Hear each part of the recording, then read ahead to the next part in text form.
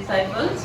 12 మంది శిష్యులను దేవుడు ఏర్పాటు చేసుకున్నాడు. దాని గురించి యేసు ప్రభు ఈ లోకంలో ఉన్నప్పుడు తన పరిచర్య స్టార్ట్ చేయడానికి ముందు బాప్తిజం ఇచ్చు యోహాను ద్వారా బాప్తిజం తీసుకొని పరిచర్య ఆరంభించాడు. అప్పుడు ఆయన 12 మంది శిష్యులను పిలిచాడు. ఆ శిష్యులు ఎంతో రిచ్ పీపుల్ కాదు, వాళ్ళు చాలా పువర్ ఫిషర్మెన్స్, చేపలు పట్టేవారు. వారు చేపలు పట్టుచుండగా దేవుడు వారిని పిలిచాడు. దేవుడు వారిని పిలిచిన వెంటనే వారు తమ వలలను దోణెలను వదిలిపెట్టి క్రీస్తును వెంబడించారు. మరి ఆ 12 మంది శిష్యులను వారి పేర్లను తెలుసుకుందామా? ఈరోజు తెలుసుకుందామా పిల్లలు? ఎంతమంది శిష్యులు ఉన్నారు? మనకు 12 మంది అనే తెలుసు, కానీ వాళ్ళు ఎవరు, వాళ్ళ నేమ్స్ ఏంటో ఈరోజు మనం చూద్దాం. First Simon Peter.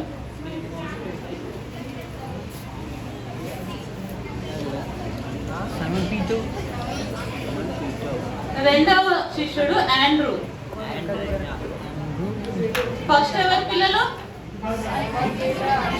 ఆండ్రూ. మూడో అతను third James.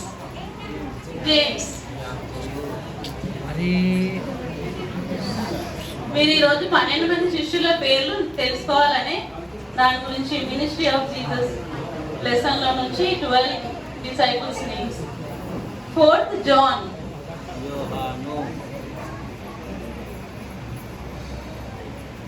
Fifth Philip. Sixth Bartholomew. Seventh Matthew.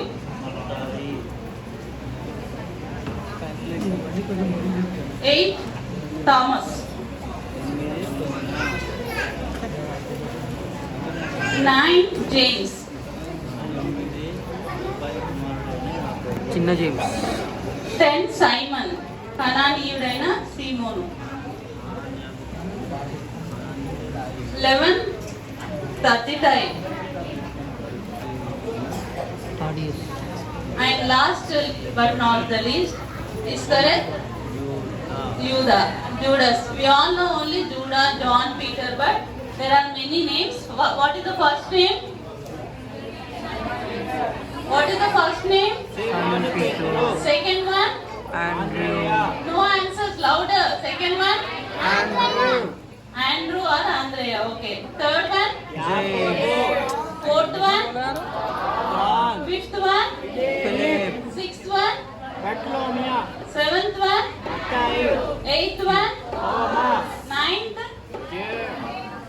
Ninth one? Little James. 10th one? Simon the Zealot. And 11th one? 12th one? Who is Judah? Judah ఎవరు? Betrayer. Jesus ని ఎవరప్ప చెప్పారు 12 శిష్యులలో? ఇస్కరియోతు యూదా. So పిల్లలు, దేవుడు ఆ రోజు 12 మంది శిష్యులను పిలిచిన దేవుడు ఈ రోజు నిన్ను కూడా పిలుస్తున్నాడు. మరి నువ్వు దేవునికి శిష్యునిగా మారుతావా? మారాలి అంటే నీ హృదయం దేవునికి ఇవ్వాలి. యేసు ప్రభుని నీ హృదయంలో చేర్చుకుంటే అప్పుడు నువ్వు దేవుని శిష్యునిగా మారుతావు. ఆ 12 మంది శిష్యులలాగా మీరు కూడా ఒక శిష్యునిగా ఉండాలంటే మీ హృదయాన్ని దేవునికి ఇవ్వండి. అప్పుడు మీరు దేవుని శిష్యులాగా మారి దేవుని మినిస్ట్రీలో మనము పని చేయొచ్చు. Thank you children. God bless you.